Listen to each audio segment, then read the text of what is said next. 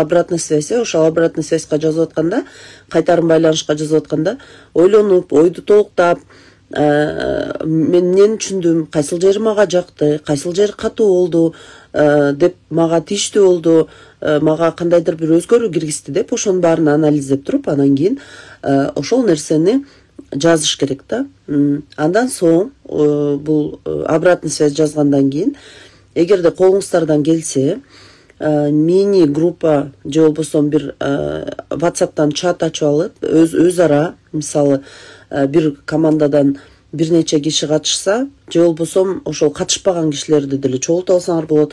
Өтүлгөн теманы кайталап айтып берсеңер, ошондо сонун ошол материал өздөштүрүлөт да. Бул аябай сонун нерсе.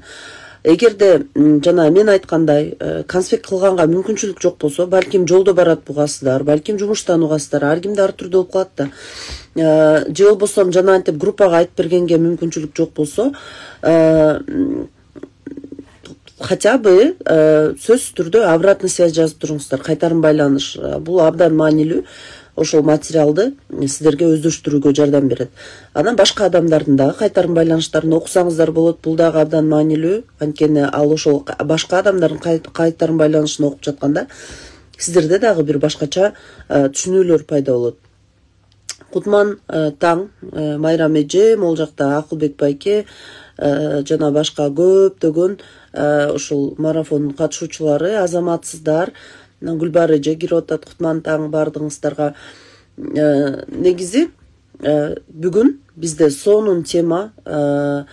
Бул теманы мен өзүм абдан жакшы көрөм, анткени бир нече жыл мурда ошол тема менин жашоомду аябай өзгөрткөн. Мен жанагы мен кимин деген теманы өткөндө дагы айтып атпаймынбы? Бул жакта ар бир спикер выжимка деп коет да, сыгынды. Өзүнүн практикасынан, өзүнүн жашоосун өзгөрткөн темалардын сыгындысын берет да сиздергечи. Бул абдан күчтүү темалар.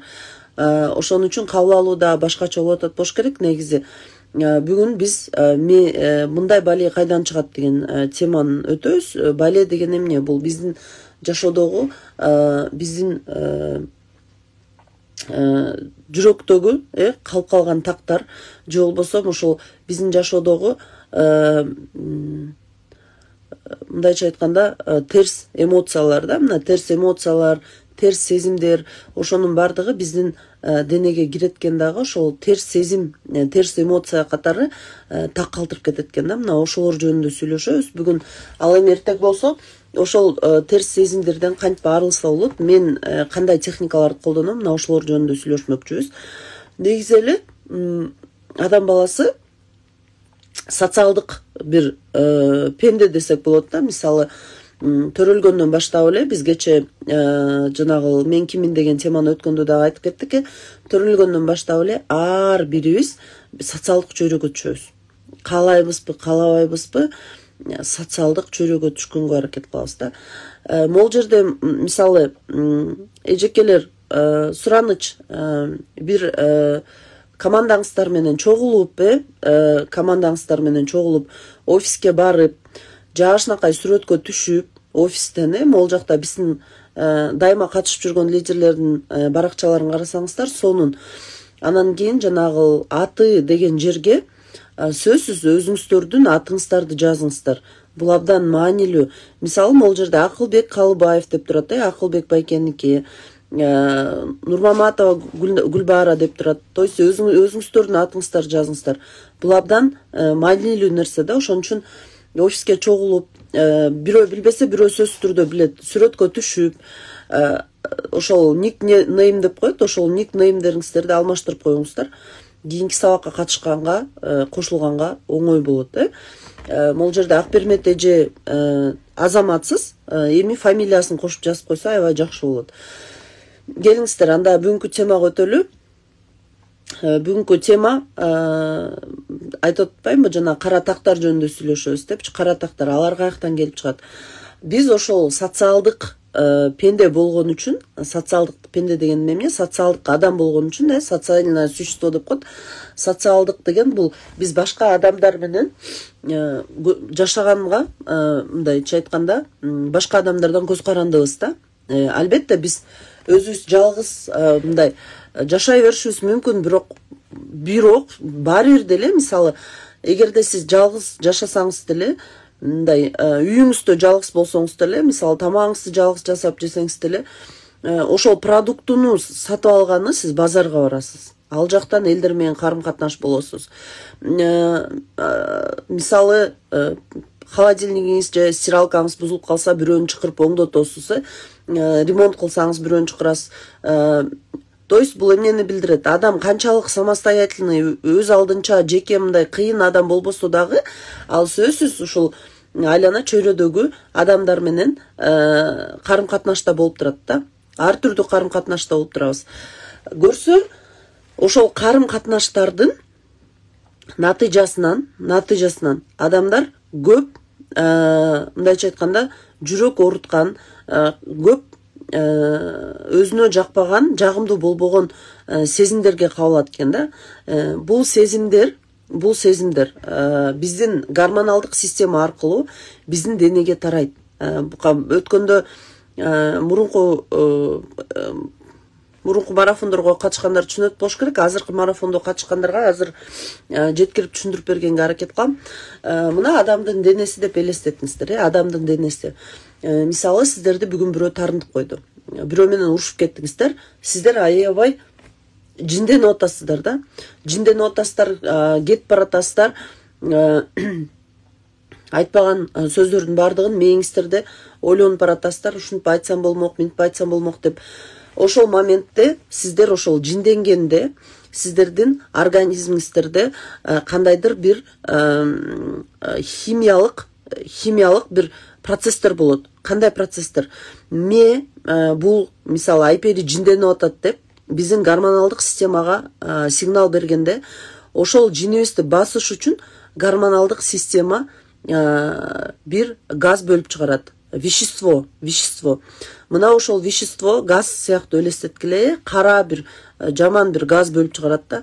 Мына ошол вещество биздин ошол саморазрушение деп коет, ички дүйнөнү өзүн талкалоо башталган үчүн, анткени адам жинденгенде билесиңер, нерв клеткалары чыңалып, жүрөгү титиреп, ушундай бир жаман абалга түшөт да.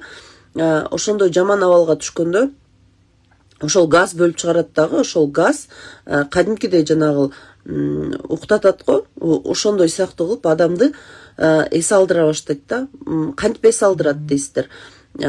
Бул эс алдырганы, бул болсо мисалы ошол организмдеги шалдыратат, башың ооруйт, ошол биздин фокусту башка жака бурганга аракет кылат да. Анан ошол негизи ар бир адамдын организми ошол стрессовый ситуация деп коет. Стрессовый ситуацияны жөндөөгө мүмкүнчүлүгү бар. Жөндөйт, оңой эле жөндөйт. Бирок биз баягы социалдык, айтып атпаймынбы, социалдык пенде болгон үчүн биз ошол жөндөмүбүздү жогото баштайбыз да. Көрдүңөрбү? Эртең буюрса ошол жөндөмдөр жөнүндө да сүйлөшөбүз. Бүгүн болсом эмне себептен биз тарынабыз, эмне себептен биз ар түрдүү эмоцияларды сезип келебиз. Ушундай балелердин баары кайдан келет? Негизи адам баласы ушунча көп терс эмоцияларды сезет, ар түрдүү терс сезимдерди сезет, бирок ал сезимдердин баарына ат кое албайбыз да бизчи. Ал сезимдердин баардыгын биз атай албайбыз. Мисалы, мен бүгүн жиндендим, бир адамга мен аябай жиним келди. Бир адам болсом, мен мисалы итиркейим келтирди, мисалы кээ бирде болот го, ушундай бир башкача сезим болот, же болбосо бир адамды мен жек көрүп калдым, ненависть, жек көрүп калдым деп ошол сезимдердин баарын биз атай албайт экенбиз да. Биз даже ошол сезимдерди айырмалап биле албайт экенбиз. Биз ошол сезимдин баардыгын бир эле сөз менен айтып коебуз. Негизи психологияда точно ушундай тарыныч, обида деген мындайча айтканда сезим жок. Тарыныч деген бул мындай чогулткан бир термин да. Мисалы, биз смарт иштин партнерлору деп баарыбыз чогултуп коюп атпайлы, ошол сыяктуу эле партнерлор деген сыяктуу эле мына таарыныч деген бир ошолорду объединяющий чогултуучу бир сөз.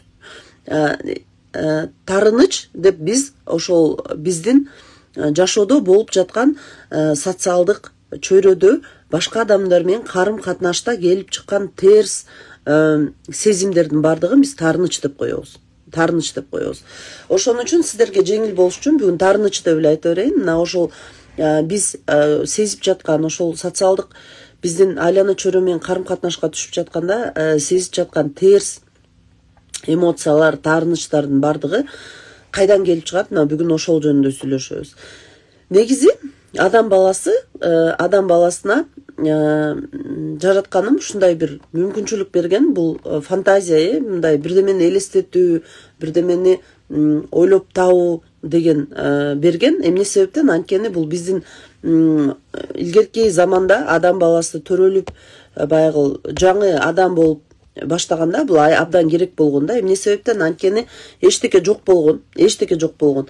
Ошол кыялданып сезип жатып эле адам баласы эмне кылган? Көп нерсени ойлоп тапкан. Кичинекей вилка кашыктан баштап мына азыр биз колдонуп жаткан интернет, биз колдонуп жаткан могул телефондон бери бул адамдын кыялы болгон да. Мына ошол кыялданып элестетип атып эле ушунун баарын адам жасап койгон. Үйлөр эмне гана жок, азыр аябай таң каласың. Ушунчалык адамдын аң сезиминин баягы кыялдануу мүмкүнчүлүгүнө таң каласың да. Анткени ушул нерсенин баардыгы кандайдыр бир адамдын кыялы болгон бир учурда. Көрдүңүздөрбү? Бул бизге жашоодогу керектүү навык да, керектүү навык. Эми караңыздар, мына ошол керектүү навык ар бир бизге керектүү ошол биздин мүмкүнчүлүгүбүз, мына кыялдануу мүмкүнчүлүгү. Бир жагынан жакшы роль ойносо, бир жагынан терс роль ойноп коет да. Жакшы роль ошол мына биз баардыгыбыз жасап жаткан нерселердин баардыгы бул жакшы жагы. Терс жагы болсо бизде ошол кыялданып отуруп эле биздин көп кыялдарыбызды адамдар менен байланыштырып алабыз да. Адамдар менен. Бул эмне дегенди билдирет? Биз ал адамды изилдебей эле, ал адам менен жакшы таанышпай эле, ал адамды жакшы сезбей эле, туйбай эле, биз ал адамга тиешелүү эмес сапаттарды, тиешелүү эмес болгон карым катнашты, тиешелүү эмес болгон кандайдыр бир отношенияны, ортобузда болгон отношенияны кыялданып алабыз да. Кыялданып алабыз. Ожидание, күтүү. Биз ошол адамдан ал чындап анык жасай турган нерсени күтпөйбүз да. Биз ошол адамдан өзүбүз кыялданган, өзүбүз бир фантазировать эткен нерселерди күтүп алабыз дагы. Анын натыйжасында бизде терс сезимдер пайда болот да. Терс сезимдер пайда болот. Бул эмне дегенди билдирет? Мисалы, биз бирөөнү жакшы көрүп калышыбыз мүмкүн, жакшы көрүп калабыз дагы, анан кийин ошол адам мен ушунча аны жакшы көрөм, ал да мени жакшы көрүш керек деген бизде ожидание, күтүү пайда болот. Ал адам мисалы ошол бизге ошол мындайча айтканда сезимин биздикине окшош болбой калса, биз эмне кылабыз? Ага таарынуу пайда болот да. Таарынуу пайда болот, өзүң жек көрүү пайда болот. Мисалы, мен со мной что-то не так, мен не то турбайм, туура эмес турбаймбы деп ушундай бир сезимдер пайда болот да. Же болбосо мисалы жолдошубуз менен деле жашаганда биз ар дайым мисалы эркектерден ыраазычылык күтөрөбүз да, ыраазычылык күтөрөбүз. Анткени аял киши бир күндө канча деген нерсе жасайт да. Ыраазычылык күтөрөбүз да, анан ыраазы болбой калса таарынуулар пайда болот да. Көрдүңүздөрбү? Балдарыбызга болгон мисалы ошол эле балдарды биз кандай менет менен чоңойтобуз, күнү түнү уктабай. Мисалы меники азыр 2 кичинекей кызым бар. Мен айта берем, экинчи репетиция депчи, экинчи бөлүгү депчи, анткени андан мурун 2 кызымды чоңойтком, азыр дагы экөөнү чоңойтуп атам. Кайталанган сыяктуу да бүт нерсечи. Анан кийин уйкуң канбайт, чарчайсың. Анан ошол балдардан кийин чоңойгондо бир тоже благодарность, ыраазычылык күтөсүң да. Анан көп ата-энелер ошо ыраазычылыкты финансы менен, поддержка менен күтөт да. Анан көп балдар ошол жасай албай калса көп ата энелер таарынат да балдарына. Мен сени мындай кылып чоңойт го, мен сага мындай билим илим бергем, мен сени бул жака окуттум деген сыяктуу көп таарынычтар пайда болот да. Көрдүңүздөрбү? Негизи бала төрөлгөндө бизге сөз бербейт да. Апа мен кийин чоңойгондо сени багам, успешный адам болом деп сөз бербейт. Сөз берсе деле ал балким мындай кичинекей да, баягы биздин кыялданып атканыбызды көрүп эле сөз берип коюшу мүмкүн да. Кийин чоңойгондо башкача болуп калышы мүмкүн. Башкача жашоосу балким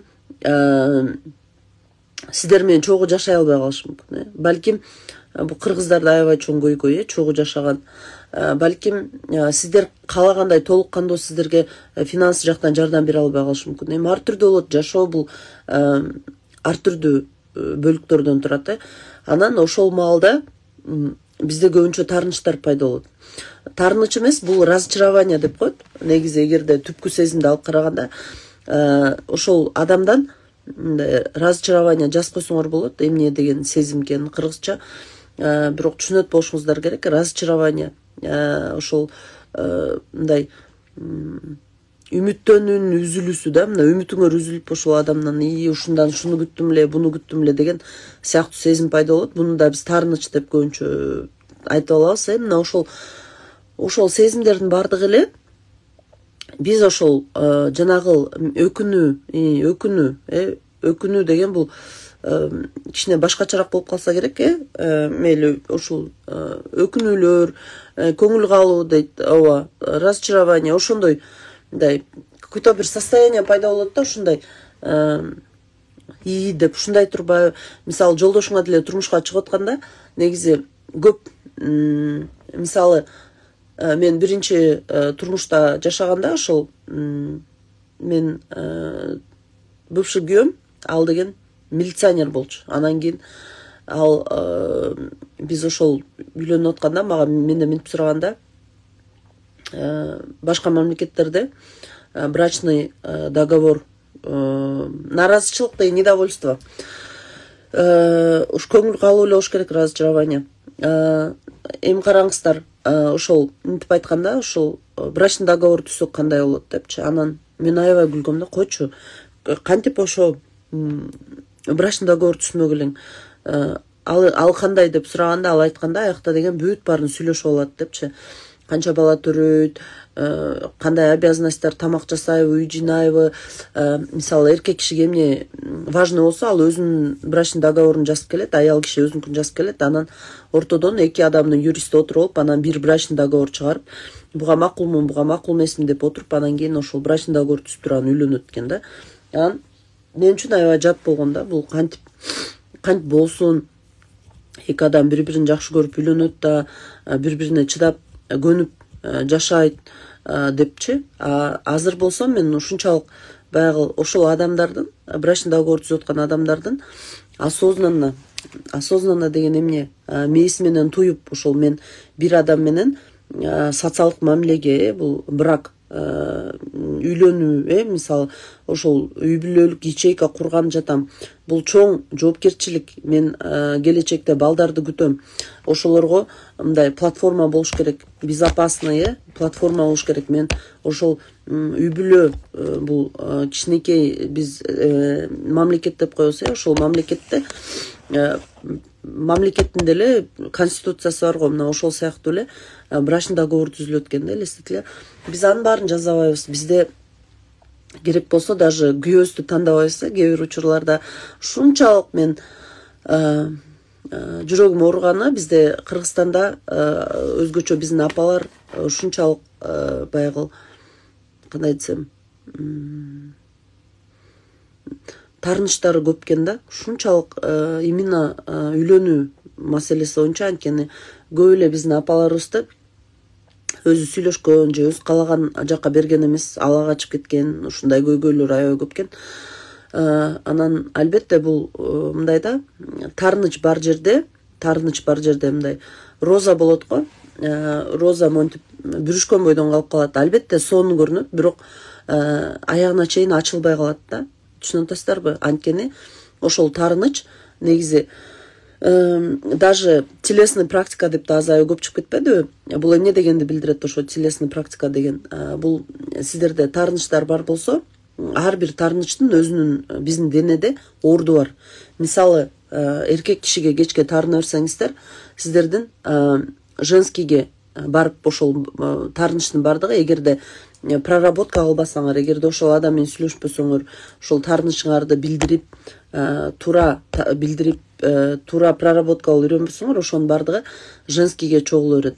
Женскийге чогулуп туруп, кийин ошол женскийде проблема болот.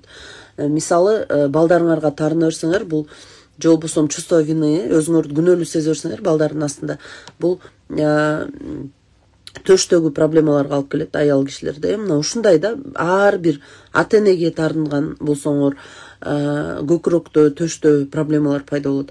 Бул ошол таарынычтын бардыгы барып туруп биздин бир денеге сиңет да, элестеткиле. Анан эмоциональный зажим деп коет. Денеде шунчалык таарыныч көп болсо, ошончолук адам катып калат. Жабык болуп калат да. Мисалы, мен өзүм үстүмөн иштеп атканыма 7 жыл болду, бирок мен ошол былтыр белим ооруп аябай. Анан мен көбүнчө ички жан дүйнөмдү тазалаганга аябай көп убакыт кетирдим да. Аябай көп убакыт кетирдим. Мен бүт жазадым. Эртең айтып берем, ошол практикалардын баардыгын, бүт практикалардын баарын жазадым, ушу таарынычтардан арылуу үчүн. Албетте, жан дүйнөмдө тынчтык бар, башкача, бирок мен ошол денеме көңүл бурбаган үчүн,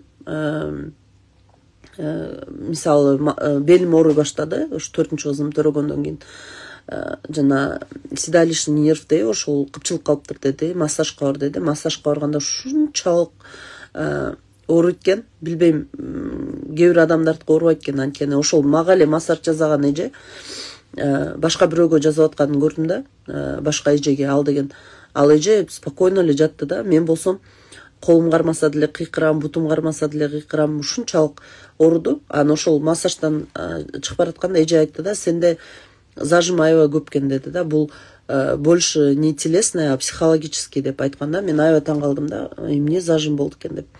Анан психологияга бара баштадым. Психологияга барганда мына ошол жактан байланышын дагы бир жолу ачык анык түшүндүм да. Анткени адам канчалык ички жан дүйнөсүндө таарынычтарды жана балелердин баарын чогултуп алса, ошончолук сырткы денеси ошол таарынычтар ичке батпай калат экен да. Түшүнүп атасыздарбы? Ушунчалык көбөйүп кеткен да, сырткы денеси жардам бере баштайт. Кантип жардам бере баштайт? Оорулар аркылуу. Оору, болезньдер аркылуу. Бизде буюрса психосоматика деген тема болот болуш керек. Ошол дененин катышы, дене такыр укпай калат адамды. Мисалы, кичинекей баланы карасаңар, кичинекей баланы деле карап көргүлөчү. Мына чоң киши менен кичинекей баланын айырмасын карап көргүлө. Кичинекей баланын буттары могул жагына жетет, бутун чоюп оозуна салып алат. Ушундай да. Анан чоңойгон сайын эле биз катый берет экенбиз да, катый берет экенбиз. Кийин картайганда эмне болот? Буттарыбыз ооруп, ушунчалык дене баягы биздин нааразычылыктарды, ушул жашоодо болгон кыйынчылыктарды көтөрүп жүрө, ушунчалык көп нерсени өзүнө ала берип, кийин ошонун бардыгын чыгара албай катыйт экен да. Ушундай катыйт экен. Анан ошол эртең дагы буюрса ошол кантип чыгарса болот, ошолор жөнүндө айтып берем. Эми азыр мен айткандай бирден бир түрү бул массаж экен, сөзсүз түрдө. Анан азыр ошол мен психологический да жактан, телесный жактан дагы ошол өзүмө көңүл бурганга, ошол таарынычтарды мурда психологиялык жактан чыгарсам, азыр денеден чыгарганга аракет кылып атам. Эми караңыздар, ошол биздин өмүрүбүздө болгон ошол таарынычтардын бардыгы экиге бөлүнөт экен. Сиздер бүгүн жалгыз калганга аракет кылыңыздар. Жалгыз калган деген эмне? Бул эч ким жок жерге барасыздар дагы, эч ким жок жерге отуруп алып, кагаз алып алыңыздар. Мен өткөндө айткам сиздерге, сөзсүз дагы бир жолу айтып коеюн, сөзсүз үйүңүздөрдө ак барак болуш керек. Прям пачка менен алып коюңуздар. Пачка менен алып туруп бир жерге коюп алыңыздар. Менде мисалы дайыма бар. акбарак алып коем дагы. Бул мага неге керек акбарак? Могул негатив менен болгон практиканын бардыгын акбаракка жазабыз. Акбаракка жазабыз дагы өртөйбүз, жок кылыш керек буну. Эч кимге көрсөтпөй эле өртөп коюш керек да. Ошон үчүн мисалы сууга, природага барып, огородуңар бар болсо огородуңарга чыгып алып, же болбосо иш кылып жалгыз кала турган жерге барып алып жазган аябай жакшы. Эмне кылабыз? Биз ошол биздин таарынычтардын тизмесин жазып чыгабыз. Кантип жазабыз? Хронология кылабыз. Хронология деген эмне? Бул биз ошол кичинекей кезибизден баштап эстейбиз. Жашооңуздарда эмне негатив болду? Биринчи отуруп терең дем алабыз. Биз медитация кылганды да үйрөнүп атабыз, мисалы Назгүл Капарова аябай сонун медитацияларды кылдырып атат. Отурасыздар, терең дем аласыздар. Терең дем алып, аны өзүңүздө суроо бересиздер да. Алтыным, Айпери, мисалы, сени ким таарынтты? Ушул жашка чейин жашооңдо аябай көп нерсе өттү. Кел ошонун бардыгын бүгүн эстеп, арылганга аракет кылабыз деп өзүңөр менен сүйлөшүп аласыңар дагы. Анан ошолордун списогун жазып чыгасыздар. Список прям. Билбейм сиздердики канча чыгат. Мындай да, ушулда таарынычпы дебейбиз. Эмне оюңарга келсе, демек ошол бар. Оюңарга келген нерсенин бардыгы бар ичиңерде. Ошон үчүн оюңарга келип атат. Эч ким силерден отчет албайт, эч ким сурабайт, эч ким карабайт. Жөн эле ошол таарынычтарды тизмелеп чыгабыз. Сиздерде билбейм кандай болот. Мен биринчи жолу жазганда почти 20 барактай жазгам. Эки жагына, артына, астына жазгам. Мен ошол 20 барак жазып алып өзүм шок болгом да. Ушунча көппү депчи. Бул эгерде сиздер кааласаңыздар, иштейм өзүм үстүндө десеңиздер, сөзсүз түрдө жазаңыздар.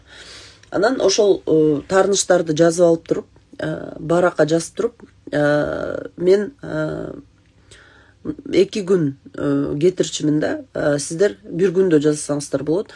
Анан кандай эмоциялар болот билбейм сиздерде. Мен обычно аябай кыйналчу элем. Эртеси күнү башым ооруп ушинтип. Мындай да, ошол жазып жатканда чыгып аткан нерселерди анализдесеңиздер кыйналып каласыздар. Ошон үчүн анализдебей эле ошол кандай чыкса ошондой жаза бериңиздер. Жазып бүткөндөн кийин ошол таарынычтарды анан отуруп анализдеш керек да. Кантип анализдейбиз? Өзүңүздөргө суроо бериңиздер. Суроо жазып алсаңыздар болот. Ошол адам мага ушундай мамиле кылам же кылбайм деп мага сөз берди беле. Мисалы, эгерде жөнөкөй эле нерселерди айтайын. Жолдошуңар гүл бербей койду, же болбосо кээ бир аялдардын таарынычы бар, өмүрү менен эч жакка алып барган эмес, же бир жакшы сөз айткан эмес, ушундай сыяктуу. Үйлөнүп жатканда жолдошуңар мисалы ар бир майрамда гүл алып келип берем деп сөз берди беле. Же болбосо сени мисалы монча акча берип багам, же мондай чоң үйдө жашайбыз, же мондай машина айдайбыз, же ушундай сыяктуу нерселерди сөз берди беле. Же бир туугандарыңарга таарынып атсаңар, биз чоңойгондо такыр урушпайбыз, сен кыйналсаң мен ар дайым сага жардам берем деп сөз берди беле. Мисалы бир туугандарга көбүнчө эле ушинтип таарынат да.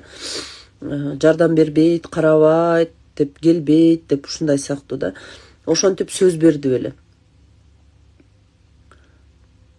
Эгерде сөз берген болсо, анда бул чындап таарыныч. Чындап таарынычтарды калтырабыз.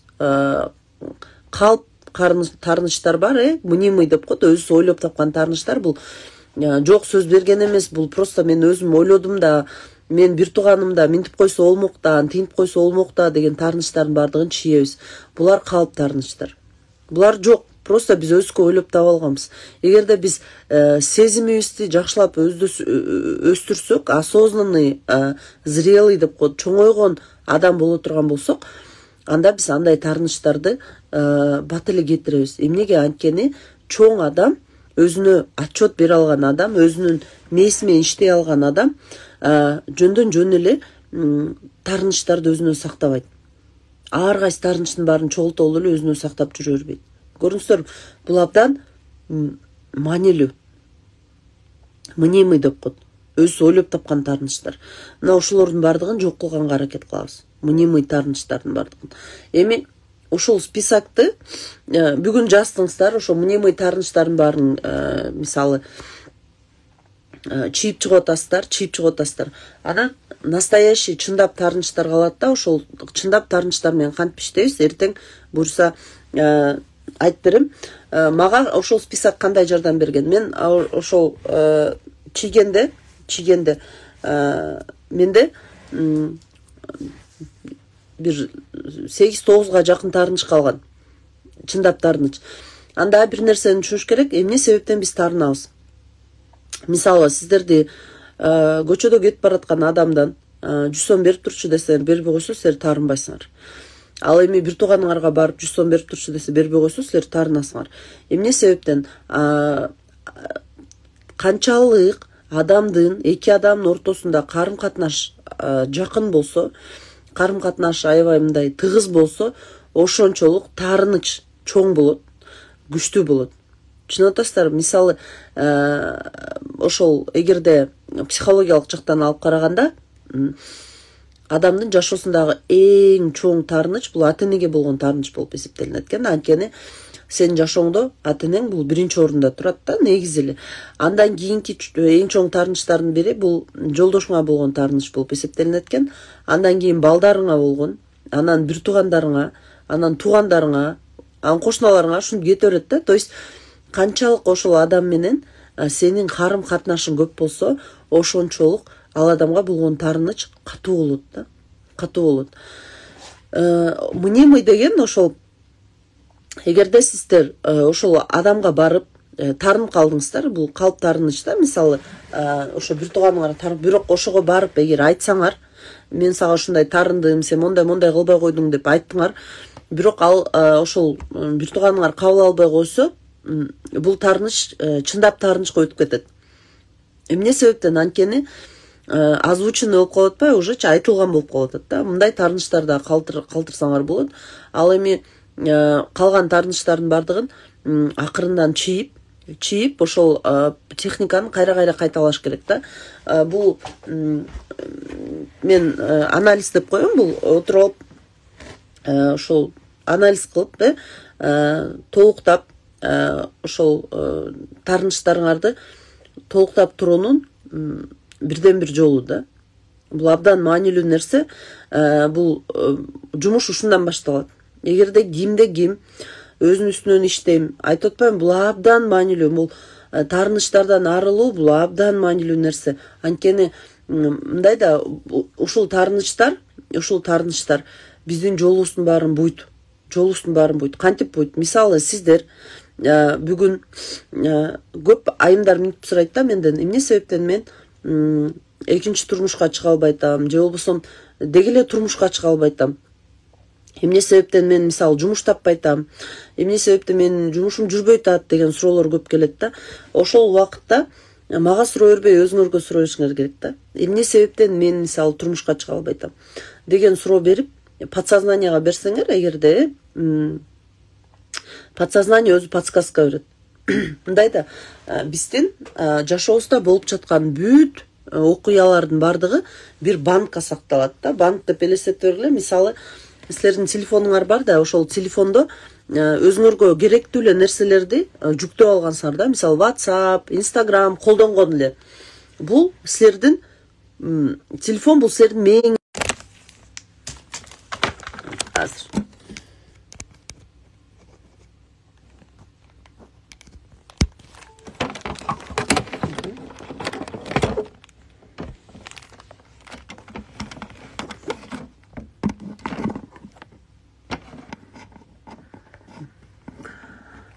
Мээңер сыяктуу телефончу, мисалы, ошол телефондун памяти, телефондун эске тутуму бул мээ сыяктуу да, биздин мээ сыяктуу. Телефонго бир саналуу эле нерсе батат. Мисалы, памяти толуп калыптыр деп эле тазалай бересиңер го, мына ошол сыяктуу саналуу эле нерсе батат. Ал эми көмүскө сезим да, биз подсознание деп атпайлы. Подсознание бул интернет да. Мындайча айтканда интернет. Интернетти ошол подсознаниянын прототипинен ойлоп табышкан. Интернетке бесконечный информация бата берет. Google дегенди билесиңер, Google бул сан жетпес деген сан. Google перевод кылсак. Чындап эле Google'да адамга керектүү, керексизби ушундай көп информация жатат да Google'да. Эми сиздер ошол телефонду көтөрүп жүрөсүздөр, бирок телефондон сырткары сиздерге бирдеме керек болгондо сиздер эмне кыласыздар? Google'га киресиздер да ошол жакта жана поисковик турбайбы? Ошол жака сиздер жазасыздар. Мисалы, мага могул керек. Рецепт, лагман. Ошол поисковикте канча рецепт болсо ошонун баары чыгат, список болуп чыгат. Анан ошол списоктон сиздерге жакканын тандап аласыздар. Менде мурда женское счастье деген сабак өтчү элем, ошол жака бир кыз келген. Бир кыз келип, анан ошол ажырашайын деп атам деп, ошо историяны көп айтып берем, түшүнүктүү болсун деп айтып калды. Анан сүйлөшүп отурсак, чындап эле мындай баягы эки адамдын ортосунда бири-бирин түшүнгөнгө чейин, бири-бирине көнгөнгө чейин ар түрдүү межличностный конфликт деп коет. Эки адамдын ортосунда ушундай конфликтный ситуациялар болуп турат. Эмне себептен алар болуп турат? Анткени эки адам бири-бирине жакындоо процесси деп коет. Бул ошол конфликт аркылуу адамдар бири-бирине жакындайт. Мындайча айтканда маскалар чечилет, жаңы үйлөнгөндө мындай эч ким притворяться этпей калат, уже мындай өзү кандай болсо ушундай алып жүрө баштайт, ар түрдүү түшүнбөстүктөр пайда болот. Анан мен сурап атпаймынбы, эмнеге сен ушинтип ажырашайын деп атасың десем, билбейм дейт да. Күйөөм жакшы көрөм, бирок уже жашагым келбей калды, ажырашайын деп атам деп. Анан ошондо айттым, кел подсознание менен иштеп көрөбүз. Кел суроо беребиз подсознанияга. Сен суроо берип көр өзүңө. Менин айлана чөйрөмдө ошол ажырашуу боюнча кандай окуялар болгон? Айлана чөйрөңөн сурап көр десем, список жазып көр дедим. Сурап подсознаниясынан сурап атат да. Подсознание менин айлана чөйрөмдө канча ушундай ажырашуу боюнча окуялар болгон. Анан жазып көрсөк, мындай экен да.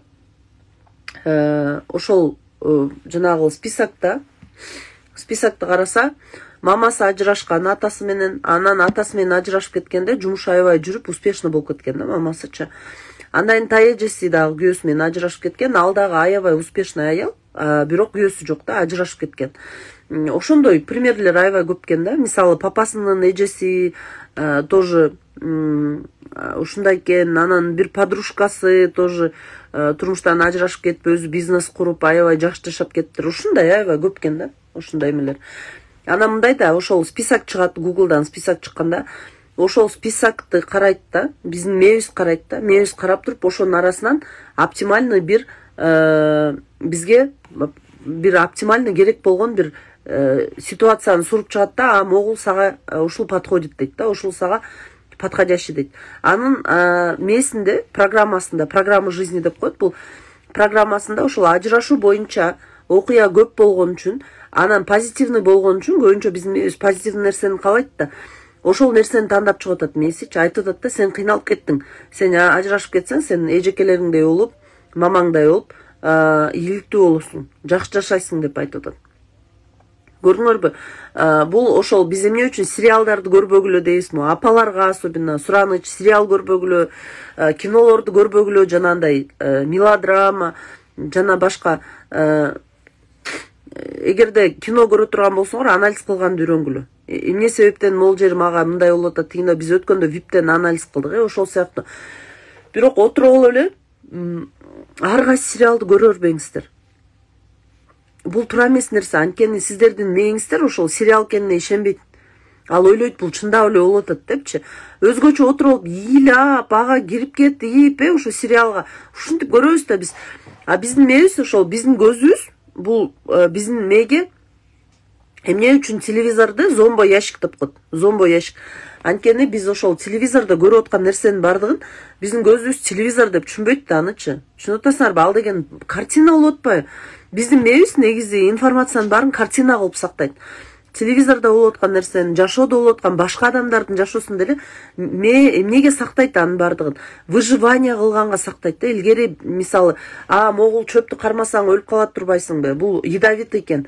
Мисалы, могул тамакты жебеш керек экен, могул коз карынды жебеш керек экен. Бизге келген нерсенин бардыгын ата бабаларыбыз мээсине сактап келген. Түшүнүп атасыздар, мисалы мындай жаза турган нерсе болгон эмес да. Ошон үчүн биздин мээбиздин көмүскө мээбиз сактоо мүмкүнчүлүгү бесконечный. Канчалык көп информация сактайт эч ким билбейт. Көрдүңүздөр, анан ошол биздин көмүскө мээбизде биздин жашоого терс таасирин тийгизе тургандагы, жардам бере тургандай информация бар. Ошон үчүн даже Куранда жазылган көзүңдү, кулагыңды, оозуңду контролдо деген сөз бар. Ошон үчүн желательно ошондой сериалдар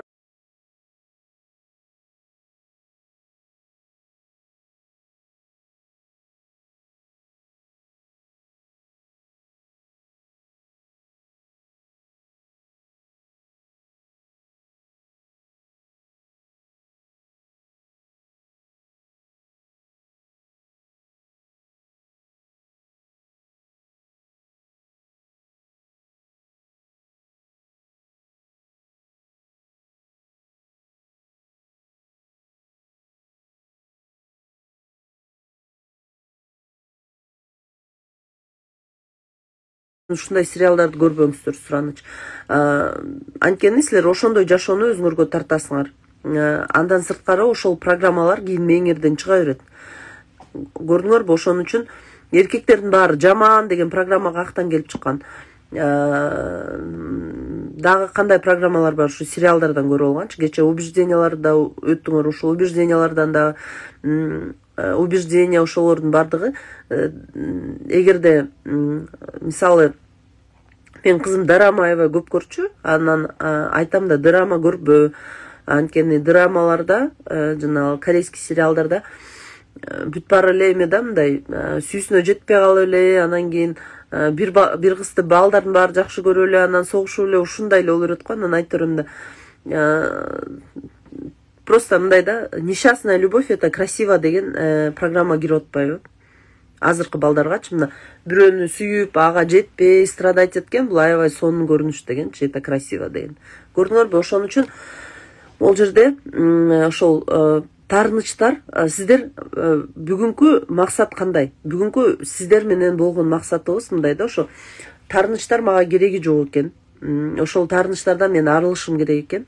Таарынычтар мага терс таасирин тийгизет экен деген жыйынтыкка келишибиз керек да. Эмне себептен? Анткени мен айтып атпаймынбы? Бир жагынан таарыныч жан дүйнөнү оорутса, экинчи жагынан биздин денеге абдан жаман таасирин тийгизет. Анан дагы бир жаман жери, кечке таарына берген адам, көп адамдар мынтип айтат да, ушул жаман жиңгетейди кечке таарына берет депчи. Сиздер түшүнүшүңүздөр керек да, адамдын жашоосунда таарыныч көп болсо, жанагы ит канчалык итти көптепсең ошо кабанак болуп калат дейт го. Ошол сыяктуу да, ушунчолук кечке таарынта берсең, ал таарынчак болуп калат да. Эмне себептен? Анткени анын организми ошол газ кечке, жанагы мен айтып атпаймынбы, вещество чыга берген үчүн ошол веществого көнүп калат да. Анан ошол вещество жок, жүрө албай калат, элестеткиле. Ошол өзүн тура мындай жаман сезе берет да, ал вещество жокчу. Анан ошон үчүн бир кичинекей повод издеп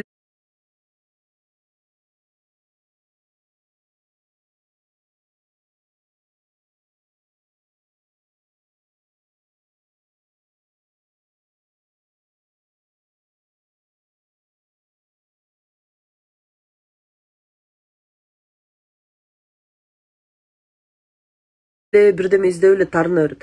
Эгерде сиздер дагы ошондой таарынчак болсоңуздар, эгерде ушул айлана чөйрөңүздөргө адамдарга таарынып эле, аларды жаман көрүп эле ушинте берсеңиздер, анда өзүңөргө суроо беришиңиздер керек да.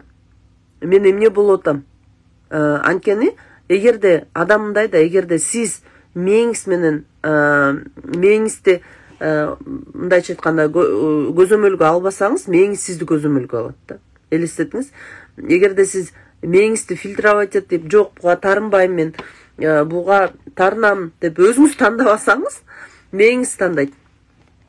Анан мээ өзүнө сиздин организмге керек болгон нерсени гана берет да. Биздин организмге керек болгон нерсени берет. Анан ал карайт дагы, сага азыр ушул жанагы бөлүп чыгарган гормон жетпей атат. Ошон үчүн сен азыр таарынасың дейт дагы. Ошол таарына турган ситуация чыгып калат. кичинекей эле бирдеме мисалы жолдошуңар тура эмес карап коюшу мүмкүн же эшикти карсылап жаап коюшу мүмкүн, ар түрдүү болот көрдүңүздөрбү? Ошон үчүн бүгүндөн баштап мен өзүмдүн эмоцияларымды өзүм башкарам, өзүмдүн мээнимди өзүм башкарам. Бүгүндөн баштап таарынычтар менен иштейм деп өзүңүздөргө сөз бериңиздер. Анткени мына могул бизнесте дагычы кимдин жумушу жүрбөй жатса, ким адамдарды чакыра албай жатсаңар, статустарыңар жаба албай жатсаңар, ички жан дүйнө менен иштегенде ушунчалык бат кетет бизнес. Албетте аракет да кылыш керек, а то кээ бир адамдар минтип ойлойт экен, өзүң үстүңөн иштей берсең эле статустарың өзүнөн өзү жабыла берет депчи. Андай болбойт. Бул эки нерсени чогуу алып кетиш керек. Работа над собой и работа над бизнесом чогуу кетиш керек да. Работа над собой бул көп убакытты талап кылбайт, бирок эң кыйын жумуштардын бири. Бул мисалы ошол список жазганга бир күндө 15-20 мүнөт эле убакыт кетет. Ошол 15-20 мүнөт эле убакытыңарды кетирип, бирок мен 2,5 жыл күнүгө жазчумун. Ошол списокты күнүгө жазчумун. Күнүгө чийсем деле кайра чыга берет, Мисалы бүгүн осознание келмейинче чыга берет кайра. Мисалы ошол мен жазганда списокты кайра жаза бердим, кайра чыга берет, кайра жазасың. Анан вроде бүгүн мына мондай болду деп осознавать этип чийип койгондуң менен эртесүн кайра эле чыга берет да. Бул нормалдуу көрүнүш. Сразу эле мээге бул чын таарыныч эмес экен деген сезим келбейт. Түшүнүп атасыздар, бул убакыт өткөн сайын келе турган нерсе. Ошон үчүн 2,5 жыл жазып жүрдүм, азыр дагы жазам, бирок азыр күндө жазбайм. Ошол өзүм сезем, ошол мен терапия деп коем. Буну азыр мен терапия кылган кеттим деп коем. Балдарым даже жолдошум эми түшүнбөйт болуш керек эмне кылат экен, бирок мен кеттим терапия кылып келем деп. Азыр сонун методдоп алгам. Телесный деп атпаймынбы? Телесный эртең да буюрса айтып берем. Ошо телесный практиканын бири ошол баня экен да. Ошо баняга барып жазган аябай жагат. Жалгыз барып алып баняга. Ошол список жазып, азыркы мен айтып аткан списокты жазып, анан чийип, отуруп алып ошол жактан жан дүйнөңдү да, сырткы денеңди да тазалап анан чыккан аябай жагат да. Ошондой сонун кам көрүү, өзүңө кам көрүү. Азыр бир жумада бир, кээ бирде 10 күндө бир, кээ бирде бир айда 2 жолу ушундай ар түрдүү болуп калат. Ошол көбүнчө адамдар баняга мындай денесине тазалык керек болгондо барса, мен ошол жан дүйнөмө тазалык керек болгондо бара турган болдум акыркы күндөрү. Бул негизи личный терапия кылганды да үйрөнүш керек да. Сиздер өзүңүздөр жардам бербесеңиздер, сиздерге эч ким жардам бербейт. Суроолоруңуздар болсо жазсаңыздар болот. Бүгүнкү тапшырма түшүнүктүү болду деп ойлойм. Эмне кылабыз? Бардыгыбыз акпарат калабыз, жалгыз калабыз. Бул техника еще эмеде да аябай жакшы иштейт. Эми азыр сук болуп калбадыбы? Суунун боюна барып алып, тоого отуруп алып жазган аябай сонун да. Бир сыйра медитация кылып алып, же болбосо үйдө жалгыз калып алып, пледке оронуп алып, отуруп алып жазганда аябай жакшы болот. Билбейм, мага мен көбүнчө мурда машинада жазчу элем.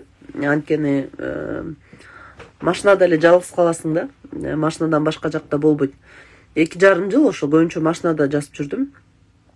Машинага эменин астына бир папка салып койт элем. Сиденьянын астына мына ошол папкада кагаз, ручка баарын салып алат элем да. Ошол үйгө кетип баратканда бир жерге токтоп, ошол жерден жазып анан өрттөп анан кетип калат элем да. Машинамда дайыма спичка жүрөт эле. Көп убакытка чейин папам да, иним да сурап жүрдү десе, эмне тамек чегесиңби депчи.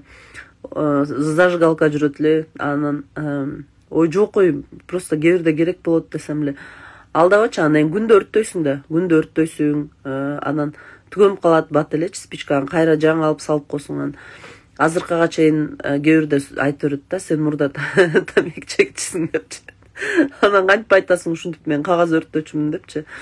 Анын баарын түшүнбөйт да. Ошон үчүн баягы абдан маанилүү нерсе да. Мен ушул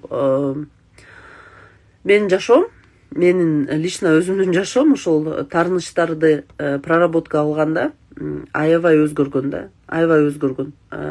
Мен сиздерге сөз берем, кепилдик берем, эгерде сиздер өзүңүздөрдүн үстүңүздөрдө иштесеңиздер, эгерде ушул эртең дагы мен айтам, ушул айткан техникаларга даяр болсоңуздар, жашооңуздар аябай сонун өзгөрөт депчи. Анткени жеңилдейсиздер, жеңилдеп учасыздар, ушунчалык жеңил болуп каласыздар да, ушунчалык бир кандай десем, башкача жашоо башталат, башкача көз карашта карап каласыздар адамдарга. Мурдагы раздражать эткен, жиңерге тийген адамдардын баардыгы маанилүү эмес болуп калат.